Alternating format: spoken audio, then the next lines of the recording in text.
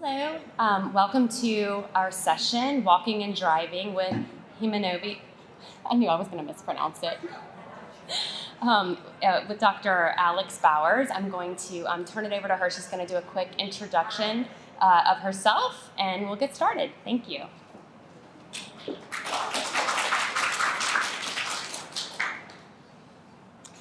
Okay, so this first slide was just to remind me to introduce myself. As you can hear from my accent, I'm not from the US originally. I was born and grew up in England, just south of Manchester. I trained as an optometrist in the UK, and I practiced for several years in the hospital where I met a lot of people with vision impairment, which kicked off my interest in doing research. So I went to Glasgow Caledonian University and did a PhD on reading with vision impairment. And then I decided to make the move to Boston, where I now live and work, to do postdoctoral research, really looking at how different kinds of vision impairment affect walking and driving. So these days I don't actually practice. Sorry? You're not hearing? Okay. Is that better? Okay, so basically, I'm saying that my background is an optometrist. I'm not actually practicing optometry these days, but all the research that I do has a very strong clinical relevance. One of my specific areas of expertise is how hemianopia affects walking and driving. This is where I now work, Schepens Eye Research Institute of Mass Eye and Ear. We're located here in Boston. And this was a nice sunny day when we took a lab photo. So what is homonymous hemianopia? It's the complete loss of half the visual field on the same side in both eyes. So if you have left homonymous hemianopia, and I'm just going to call it hemianopia from now on, it means that vision is missing on the left side of both eyes. However, vision is essentially intact on the right side of both eyes, and it's caused by damage to the brain, most commonly as a result of stroke, but obviously also from brain surgery, and particularly hemispherectomy, which is why we're here today. So, if you have damage on the right side of the brain, you have left hemianopia. And if you have damage on the left side of the brain, you have right hemianopia. This is a schematic of the visual system. So here we have the left eye and the right eye, and the person is looking straight ahead towards where that yellow star is.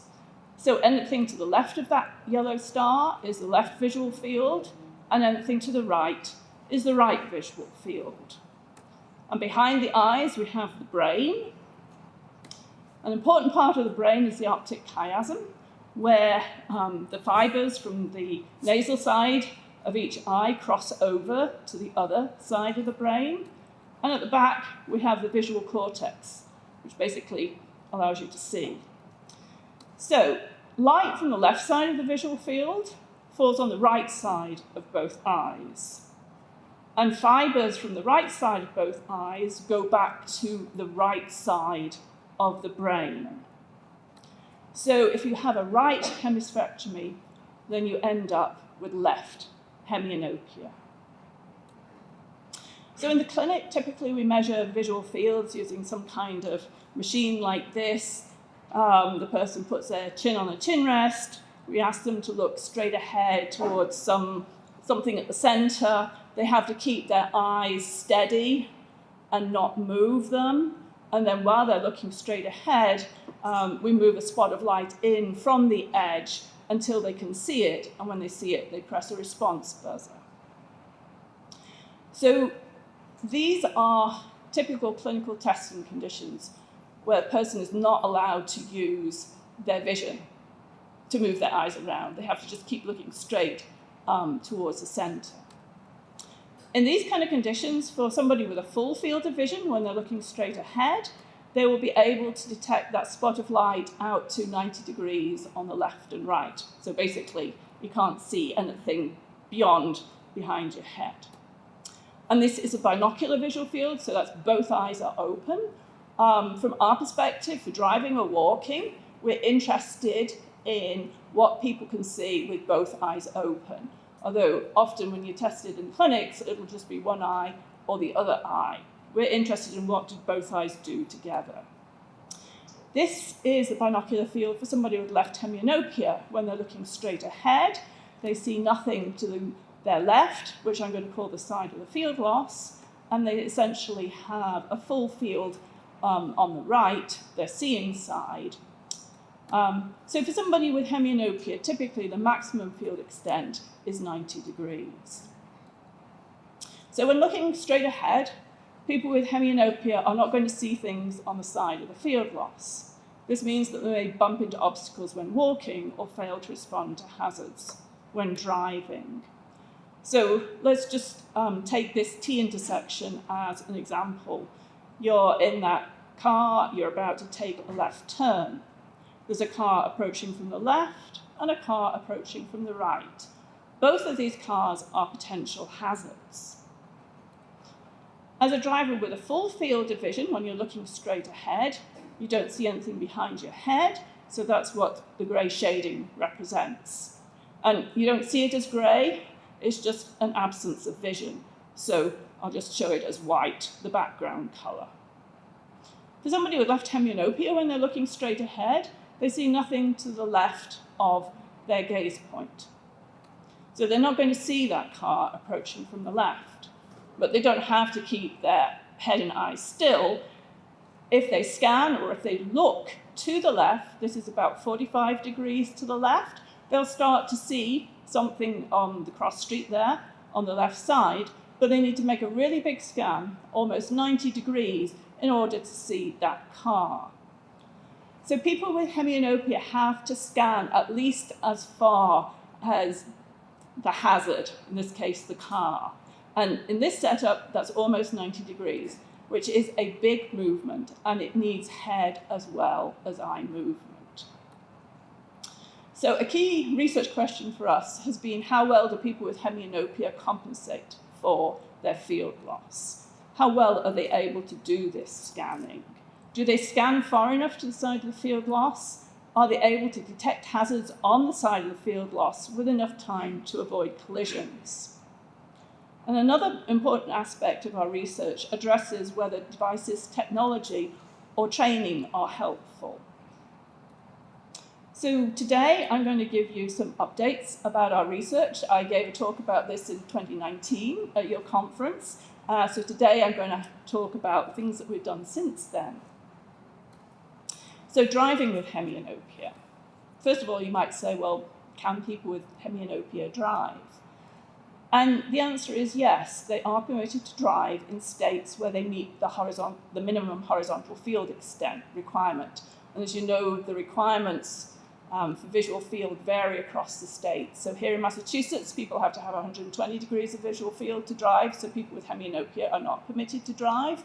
But if you go to New Hampshire, then they have absolutely no requirement for a minimum amount of visual field.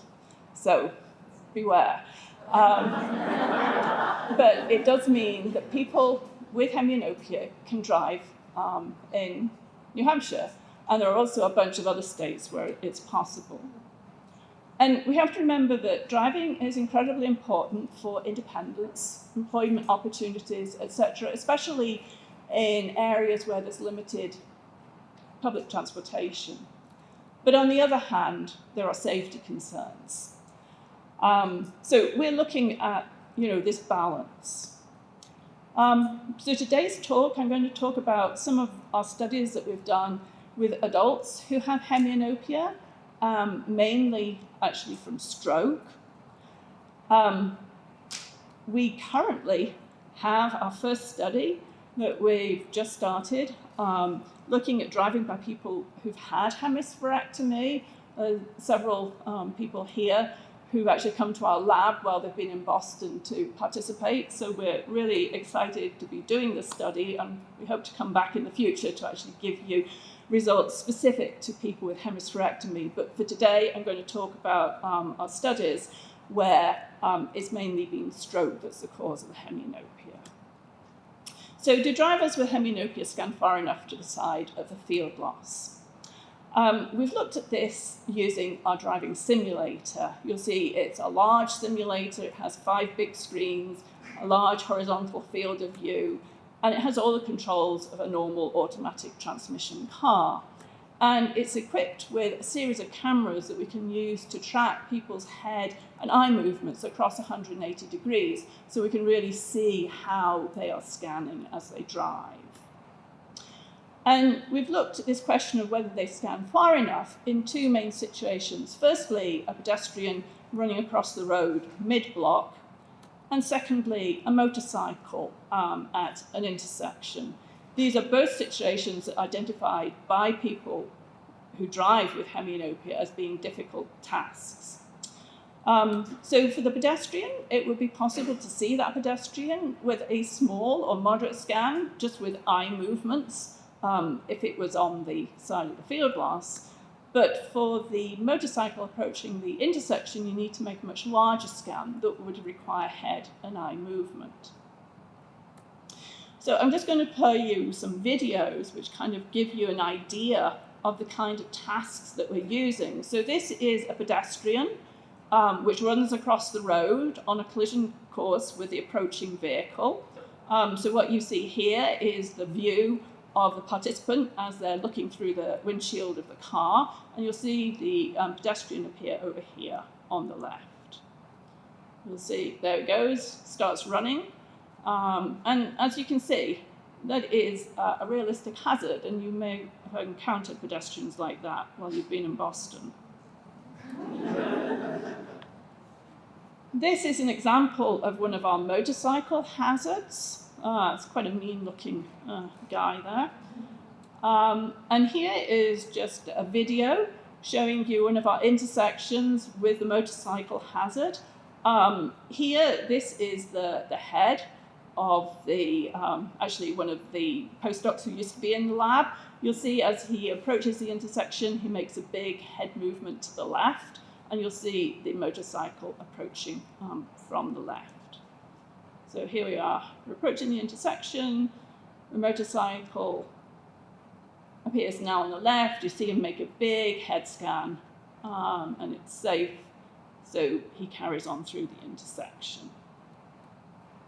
So these are some data from that task. What I'm plotting is the detection rate, so how many of those motorcycles were detected out of the total number of motorcycles that were presented. So it's detection rates on the side of the field loss.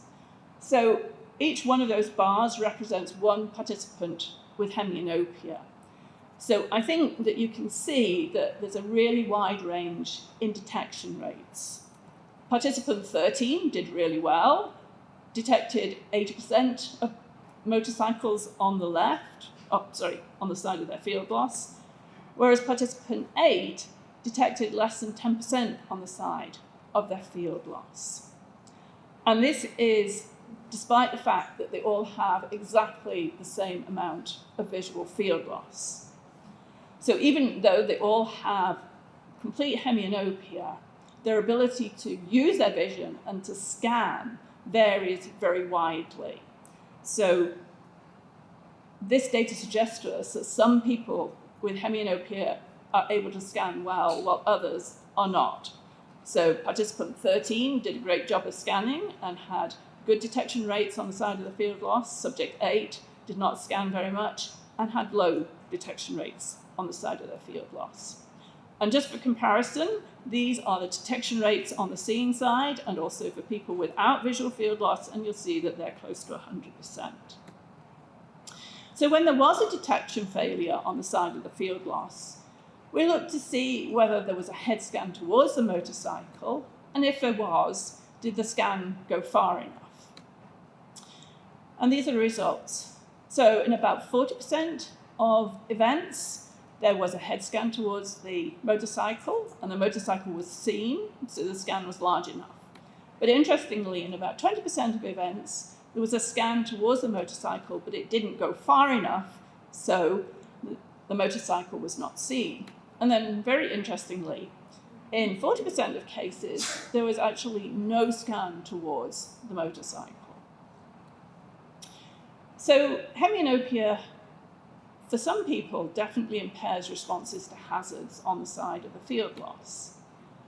And this could be a failure to detect or a delayed detection. And this is true both for pedestrians approaching from small angles as well as motorcycles approaching from large angles. And the underlying cause is because scanning is sometimes not sufficient. There may be a failure to scan towards the hazard, a failure to scan far enough, and at intersections in particular, a failure to use head scanning. So the problem then is that people with hemianopia need to scan at least as far as a hazard on the side of the field loss. But they don't have any peripheral vision, they don't have any edge vision on the side of the field loss.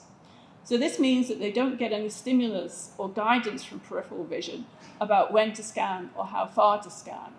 So if you have a full field of vision or on the seeing side, something moves in your edge vision, in your peripheral vision, your automatic response is to turn your head and look at it. So people with hemianopia on the side of the field loss, they don't have any of those kind of cues from their peripheral vision to help tell them when to scan or how far to scan. And importantly, they don't actually know when they have failed to scan unless there's some consequence, such as you run over one of our pedestrians in the driving simulator. So people with hemianopia need to remember to scan. And in some circumstances, low stress, easy, you might have no problems with remembering to scan. But once you get into some driving situations that are stressful, you might forget.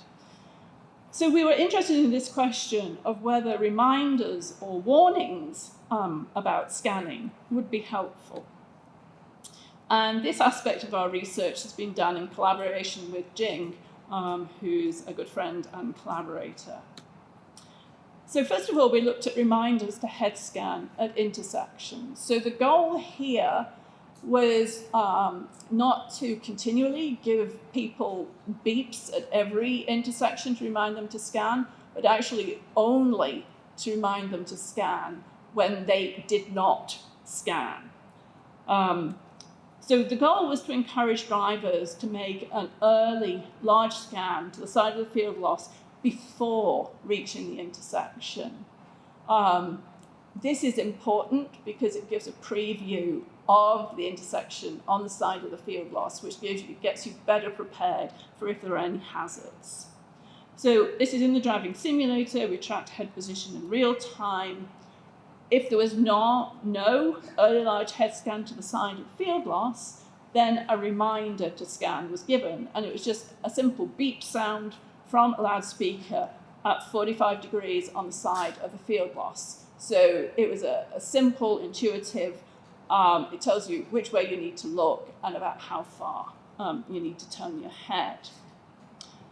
But they only got these beeps if they did not make an early large head scan. So if they did make an early large head scan, they didn't get beeps. So when they had this reminder system active, participants were actually more likely to make an early large head scan to the side of the field loss. And when they did so, detection of motorcycles was high and response times were faster than when they made no early scan. And so we actually think that this may be a way to help to train people how to scan. And we have an ongoing study at the moment where we're actually evaluating the use of these reminder cues as a training method in the driving simulator. So the next thing we've looked at is to actually give specific warnings when there's a hazard. So this, what I just talked about, reminders to head scan, that was given whenever the person didn't make a large head scan, irrespective of whether or not there was a hazard there. So the goal was to try and improve scanning. The approach with the pedestrian hazard warning system is to give very targeted warnings only in dangerous situations and to basically say, hey, there's a hazard on your left, you need to look in that direction. So to do this study, we used our other driving simulator. It has a seat cushion, which has embedded vibration motors. When a situation becomes dangerous, so collision risk exceeds a threshold, then a directional warning is triggered. So if the seat vibrates on the left, it means there's a pedestrian hazard on the left, and if it vibrates on the right, it means there's a pedestrian hazard on the right.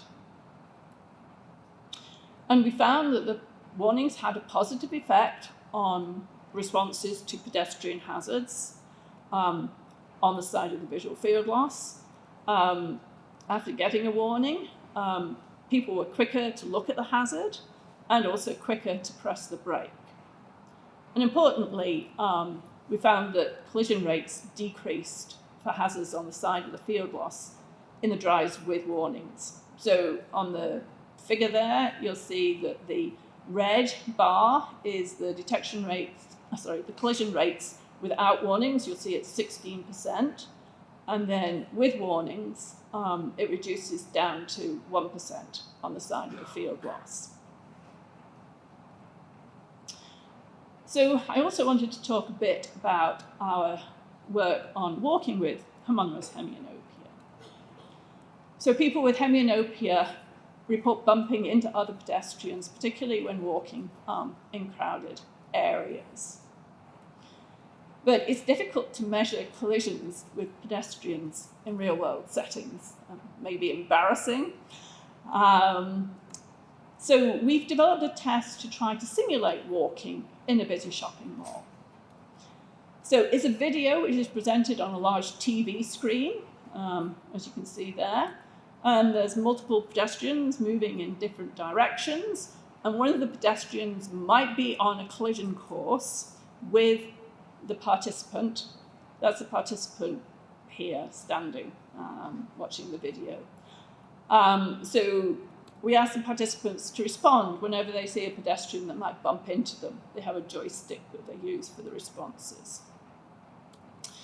So I'm just going to show you a video. This is the view from the participant's perspective when they're looking at the video on the screen. You'll see lots of pedestrians moving around, and this pedestrian coming from the left is probably going to bump into them. Here we see a pedestrian from the left on a bearing angle of 20 degrees. Again, that's going to be a collision.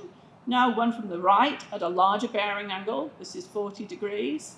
But again, it's going to bump into the participant. And in some trials, we have no colliding pedestrian. So that's the test. Sorry. We also have a head-mounted display version of this test, which was developed by some of my colleagues.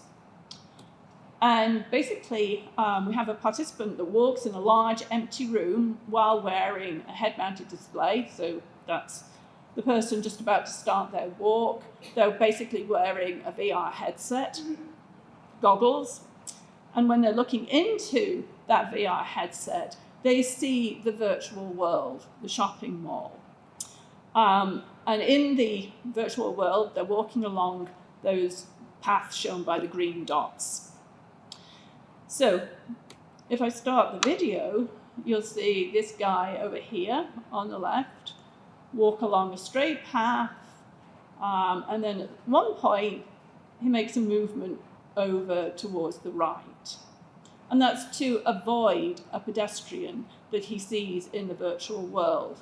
So if I play it again and you look over on the right, you'll see the view in the virtual world, and there's a pedestrian coming towards him, and then you see him make an avoidance maneuver going around.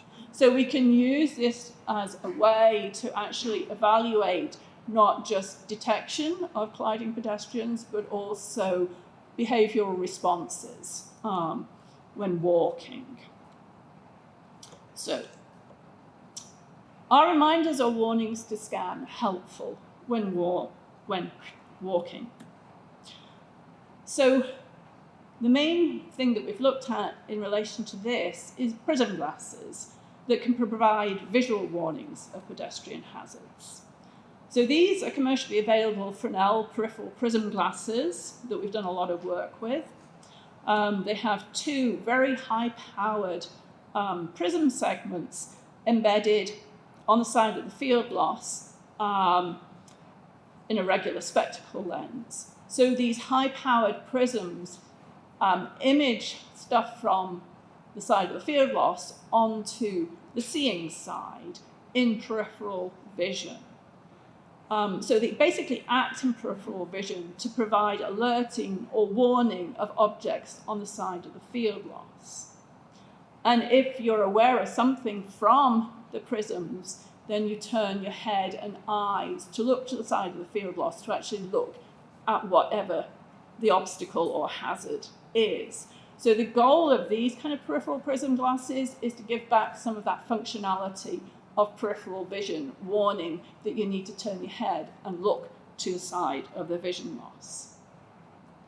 If you plot a person's visual field with left hemianopia, when they're wearing these prisms, you'll see that you get vision or expansion of the field of vision by about 30 degrees into the side of the field loss. These are new multi-periscopic prisms, which I'm just going to call MPP. These are not commercially available, but they are the latest thing that's been invented by Dr. Kelly and his team, and we're currently evaluating them. So the method of use is exactly the same as the Fresnel prism glasses. If you see something from the prism, you turn your head and eyes to look. But the prisms have higher power, and the image quality is also better. So this is the amount of visual field expansion that we got with the Fresnel prisms. Over on the right is the visual field plot for a person wearing the new MPPs. And you'll see that with the new MPPs, we get about an extra 10 degrees of field expansion, out to about 40 degrees. And this is important because the risk of collision with pedestrians is actually greater the larger the angle is at which they're approaching you. So we've done a pilot study in the lab looking at detection of colliding pedestrians in that video test, where the pedestrians approach from 20 degrees and 40 degrees. So 20 degrees, the pedestrian should be in the field expansion area of both the Fresnel prisms and the MPPs. And so both types of prism glasses should be good for detection of these pedestrians. However, for detection of the pedestrians at 40 degrees, you can see that 40 degrees is actually outside the field expansion area of the FBPs and is just at the edge of the expansion area for MPPs. So for the Fresnel prisms, we expect that they'll be good for 20, but not 40. And with the new MPPs, we hope that they'll be good for both 20 and 40 degrees. And these are the results. First of all, the 20-degree pedestrians in blue, the 40-degree pedestrians in red. These are the percent detected. You can see that without prisms, about 30% of pedestrians at 20 degrees were detected. That's from scanning, and you'll see that fewer pedestrians were detected without prisms at 40 degrees. That's because you need to scan further in order to see them. With the Fresnel prisms, as we expected, they were more helpful for the 20-degree pedestrians than the 40-degree pedestrians. And the new MPPs, again, in line with our expectations, were actually helpful for both the 20-degree pedestrians and the 40-degree pedestrians. And we have an ongoing clinical trial of these new MPP glasses at the moment, 7 sites across the United States, and we're using 2 main outcome measures. We're using the video version of that shopping mall pedestrian test to provide objective quantification of detection performance with the MPP glasses compared to the Fresnel prism glasses. And we're also asking participants about their experiences and asking them to give ratings of device helpfulness. So I just want to close with a few key points. Going back to our original question, how well do people with hemianopia compensate for their vision loss? This figure kind of shows it all. Even though we had 14 people with complete hemianopia, we found this very wide range in detection rates on the side of the field loss. This suggests that some people with hemianopia compensate well, while others do not. But importantly, it means that we cannot predict performance from a conventional visual fields test. So as a clinician who works in vision rehabilitation, I can't emphasize strongly enough that for people with hemianopia, conventional fields test is great for confirming that they have hemianopia, but then you actually need to evaluate their ability to use their remaining vision in a task which incorporates the scanning demands of the real world, such as a driving simulator or the pedestrian detection task in the virtual shopping mall. People with hemianopia sometimes fail to scan far enough to the side of the field loss because they don't get any of those cues about how far to scan. And they really need to learn to use head as well as eye movement so that they can really scan the full width of an intersection when driving.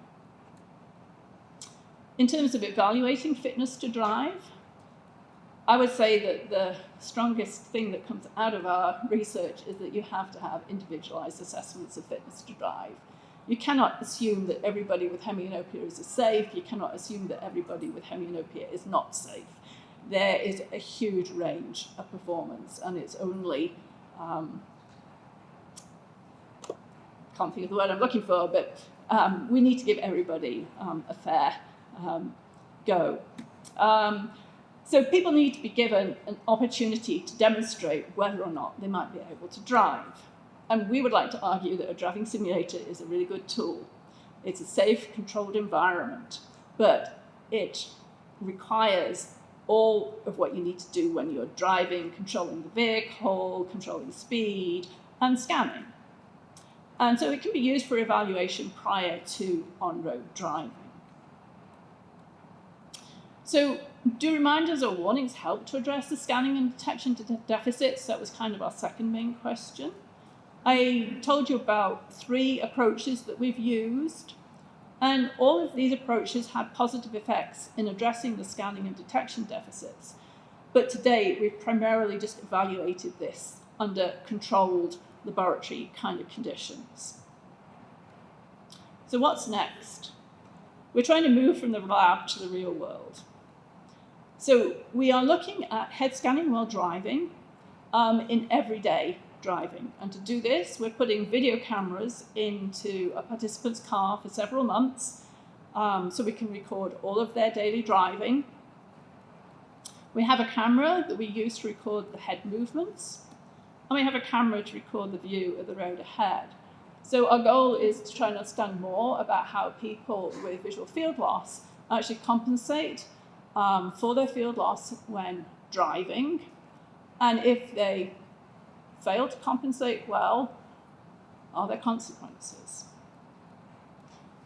We're also starting to look at real-world use of driver assistance technology. This kind of stuff is widely available on many newer cars, things like blind spot warning, lane departure warning, forward collision warning. I'm sure you've all been in a car that kind of beeps at you and you're thinking, okay, what's that? What does it mean? But these kind of technology that's already in cars may actually be helpful to drivers with hemianopia. And to kind of start to look at this, we've been doing a telephone survey with people who are current drivers with hemianopia and also drivers without visual field loss. We found that the 2 groups actually reported using a similar number of technologies when they were driving, but the preferences for their top 3 technologies actually differed. So drivers without field loss were likely to include rear view camera, GPS, and cruise control in their top 3. However, drivers with hemianopia were more likely to include blind spot warning, lane departure warning, and pedestrian warning in their top 3. And so I think this is a very interesting finding and really emphasizes that the drivers with hemianopia were giving strong preferences to technologies that might actually be likely to help them to compensate for their field loss. You might ask about self-driving cars. they are a long way from being a reality for most of us. So we'll leave that for the future. If you're interested in our studies or like more information, my email address is there, and I would be very happy to take questions.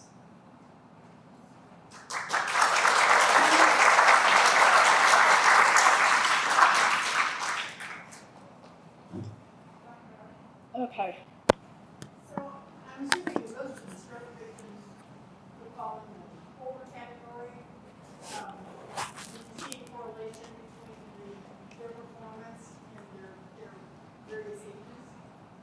So the question is whether we see any correlation between performance on detection, etc., in relation to age.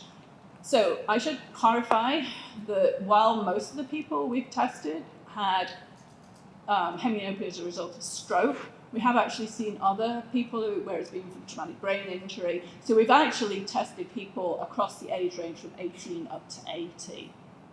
And yes, we do find that there is a weak correlation with age. So the older the person is, when they get the hemianopia, the less likely they are to do well with scanning. But it is a very weak correlation. So I have seen people at 80 who are mentally really sharp and do great with scanning. And I've seen people 18, 19, 20 who actually don't do very well with scanning. So again, we don't want to overgeneralize. We want to treat each person as an individual. Fascinating topic. Building upon that, a similar question. Are there just general factors that you have found that are associated? And that building upon that is duration from the time of the injury to when you're testing. Does that impact the adaptive tendencies of the individual? So the question is whether there's any relationship between how long the person's had hemianopia and how well they're able to compensate by scanning. And intuitively, you would think that there would be a relationship, but we have not actually found a strong relationship. Partly because typically when we see people with hemianopia, they've often had the hemianopia for at least 6 months or a year. We don't see them in the kind of very early stages. So from that perspective, from 6 months out to 30 years or whatever, we don't actually see any relationship between how long they've had the hemianopia and how well they compensate. Although you may see more relationship, in the early stages, immediately after the brain injury. The other part of the question is, have we found any factors that could predict who's going to scan well? And the answer is no, we haven't. In part because a lot of the studies that we do are a relatively small number of participants, like 12 or 14, is not really large enough to try to tease out what factors may be important, because every person has different history, different age, different cause of hemianopia, etc. For sure, if people have a good understanding about their visual field loss and can explain it to you, we find that typically they may be more proactive about their scanning. But it's kind of an area that we are very interested in and hope at some point to kind of pull data across a lot of studies so that we can start trying to look at factors.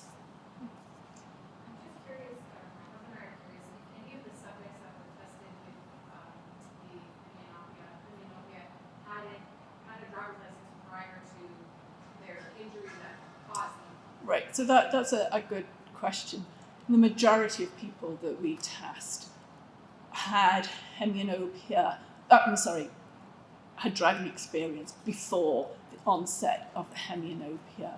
We have actually, apart from people we're testing at the moment who are doing our study while they're here in Boston with hemispherectomy.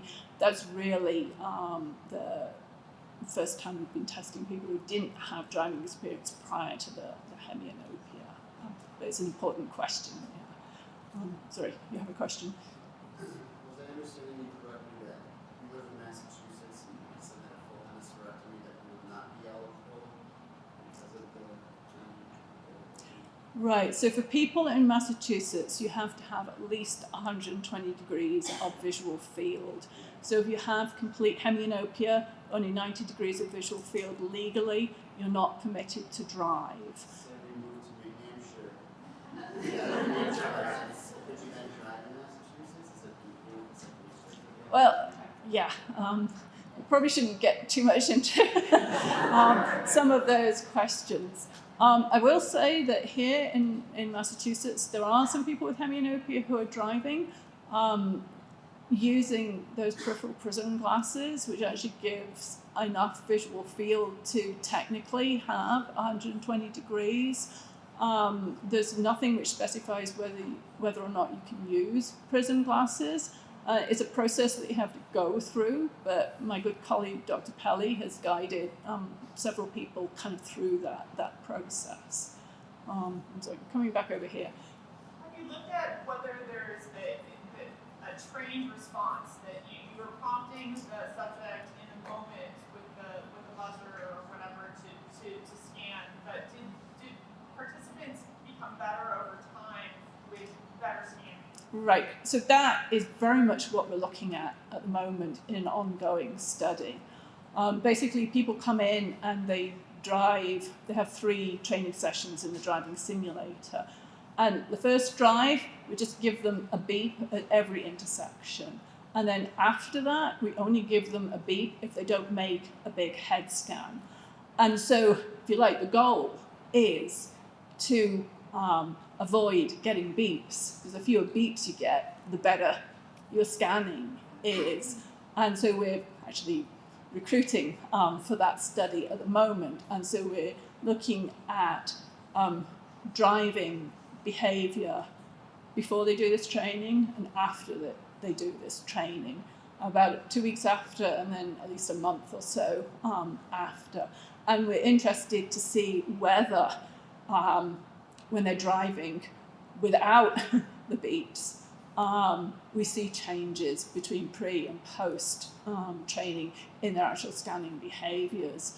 And if we do, then this gives us, some evidence that this may be a useful way to kind of help to train people. Go on.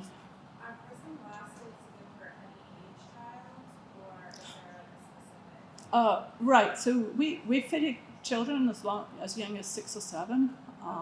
So that there's no reason, as far as I know, that it can't be fitted to quite young children. I mean, there are some physical limitations to the size of the glasses. They need to be a certain size in order to fit the prisms in. But certainly, yeah, I mean, our ongoing clinical trial, we're actually fitting children as young as 7 in that. Yeah. Go ahead.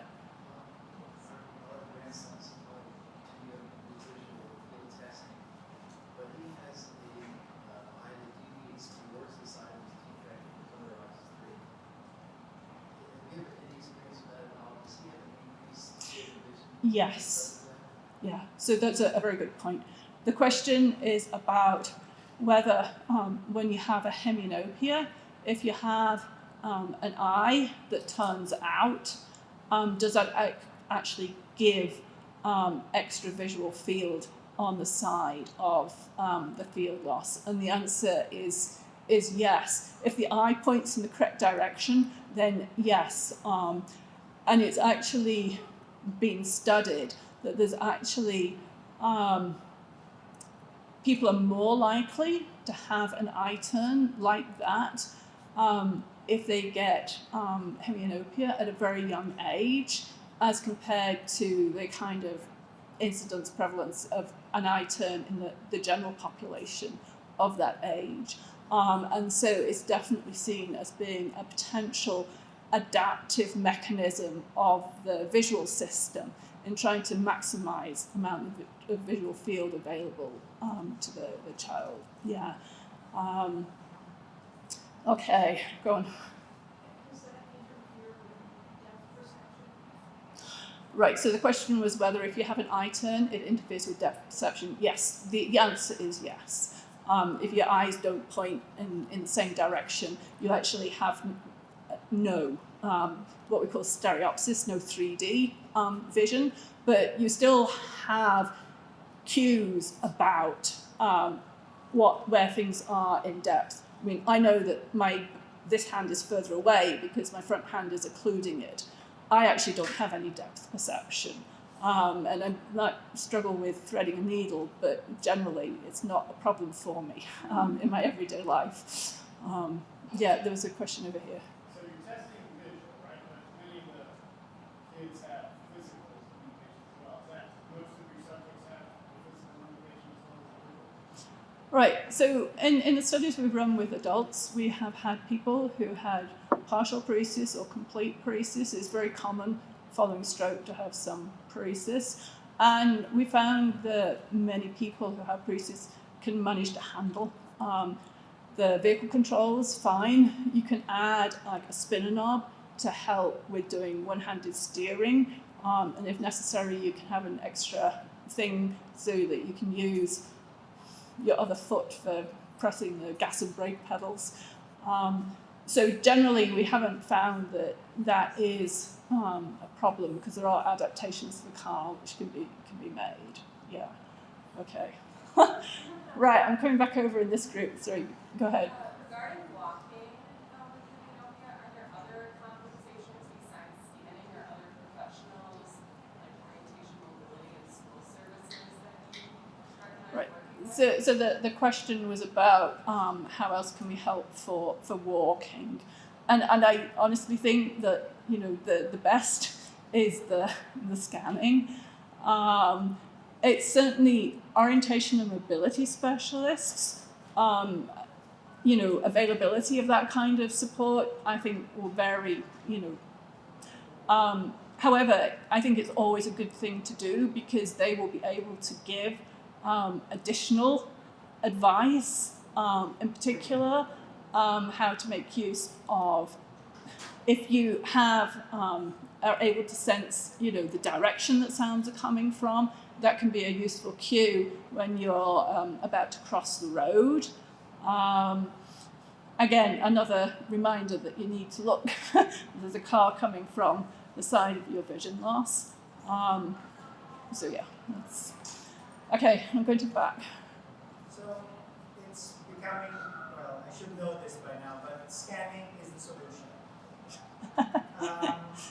What have you found as far as training helps with the scanning?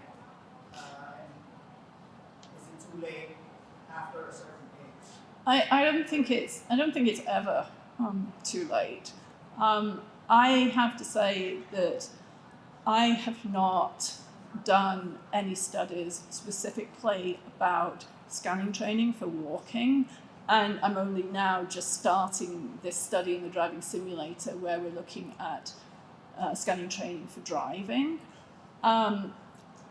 Scanning training is certainly included in a lot of rehabilitation and things like trying to encourage people to, almost have a rhythm for, okay, I've walked 2 steps, I need to take a big look to the side where I don't see. And, I think they try to use kind of tricks like that because it is, again, it's all this problem of remembering. So if you have some kind of way of getting some kind of automatic habit, it's just kind of good. So there have been a couple of studies actually done in the Netherlands where they looked at this kind of training for scanning while walking and seemed to get positive results in terms of the training actually transferred to show improvements in people's everyday lives. But I'm not an expert on that. Okay, I think we're going down to 2 questions now. Sorry, at the back. My son was stroke, and he was told that my son was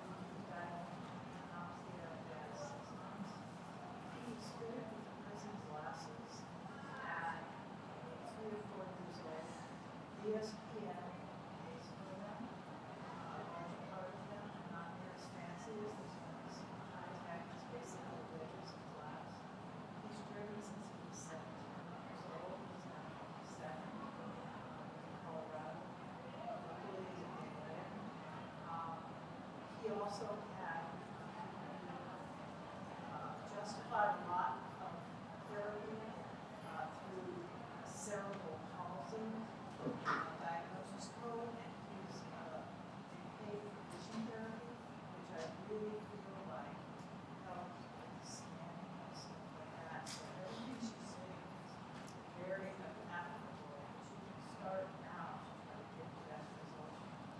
So I think, in case you didn't hear,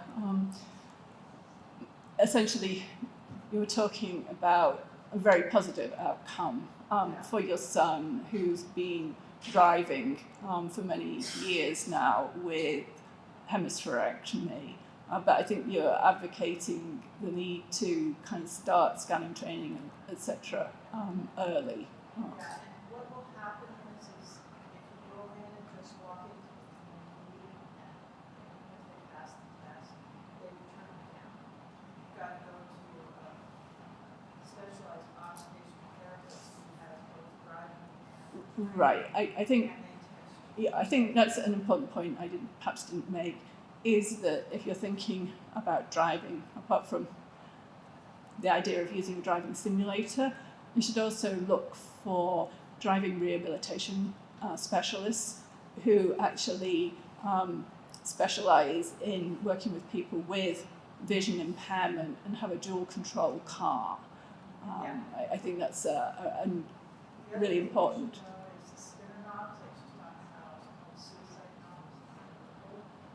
I should have a prescription from, Oh. so that's a biggie if you get pulled over. The other thing is you buy the adaptive devices and you have to use Asia. Buy the ones that you can sell this on the floor.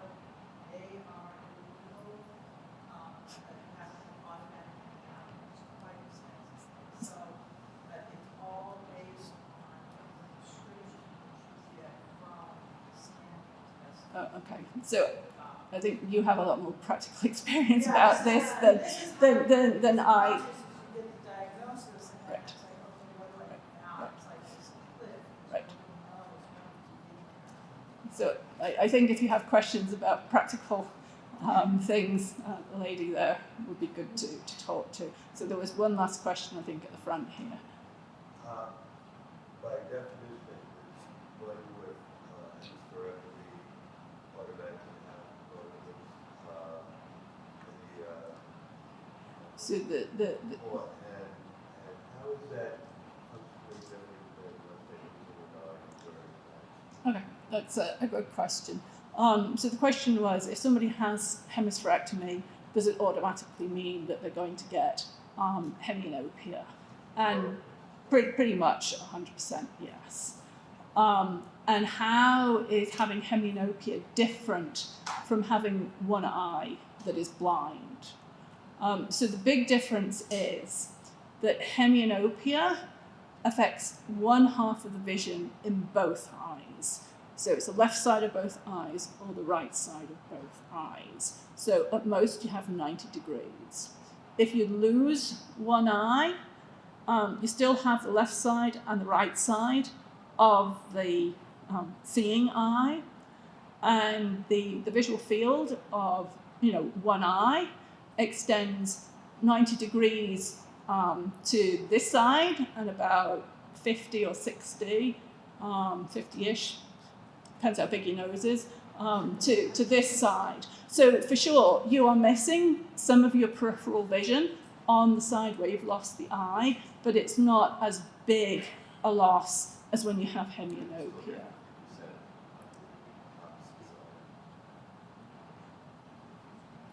Okay, well, thank you very much.